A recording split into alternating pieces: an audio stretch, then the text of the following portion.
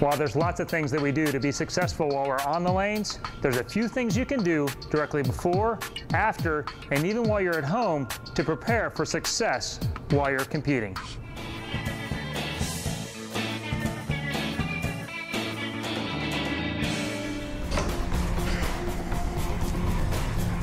$499,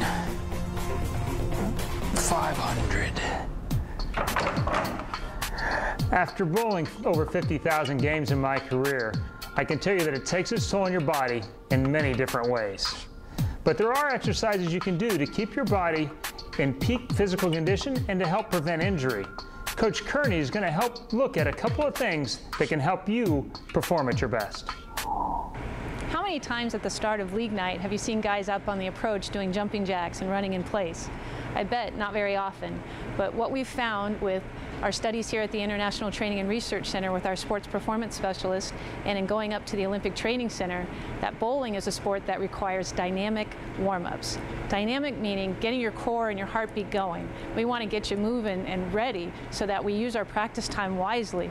Let's take a look at some of the exercise we have our teams do before competition. We'll do some jumping jacks, arm swings, in front and then also alongside.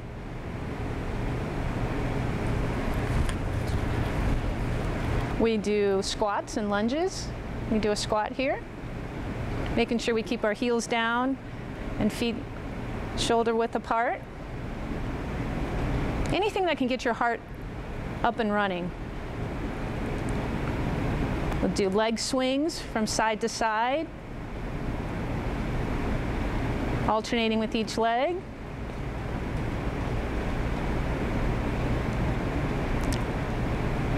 And then we do them in front. All of these in an effort to get your body going, nice and loose and ready to make great shots, get yourself lined up much, much quicker. Now that your competition is over, we recommend what we call static stretching, something that was very common in the past, everything that I was always taught before I went bowling, you know, that static being bending over, touching your toes, some of these movements. Much better suited for the end of the night, just to bring your core down, your body temperature down, and also to prevent a lot of injury.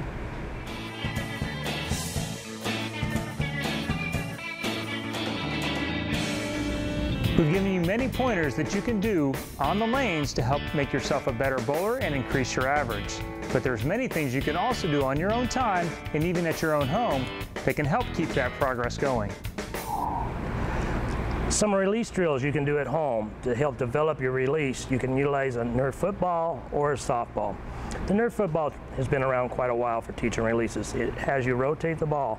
The issue that a lot of us have with this is it makes you come around that football and actually creates what we call that flying elbow. Makes them overturn the bowling ball. The drill we would like to recommend is using a softball. First, when you grab the softball to toss it, we do not want to grab it with a tight fist. This is like gripping the bowling ball. We want you to hold it in your hand and keep your thumb relaxed. Keep it out. Start by just tossing it to yourself and get used to rolling your fingers, keeping your thumb relaxed. As you advance, start learning to turn it sideways by still keeping your hand underneath the softball. This is the release you want to do when they talk about coming from the inside of the ball. You hear a lot of times on the PBA Tour. This is the release that they are using. Now we brought Stephen in. Stephen has a very good release, but we're going to work on some drills while he can accelerate his release training at home. I'm going to give you a softball, and I want you to just toss the softball to yourself. You notice right off the bat, Stephen grabs it with his thumb. That's what we were talking about. You don't want to grab it with your thumb. You want to keep your thumb relaxed off of it and just toss it to yourself using the middle part of your hand and your fingers. That separates those muscles between the thumb and finger so you can keep a nice relaxed grip but still get a lot of RPMs on the bowling ball. The next drill we want to do is do some side turns. So as your thumbs relax, come underneath, turn it sideways. As you practice this, you'll incorporate it into your release and you'll have a stronger release out on the lanes.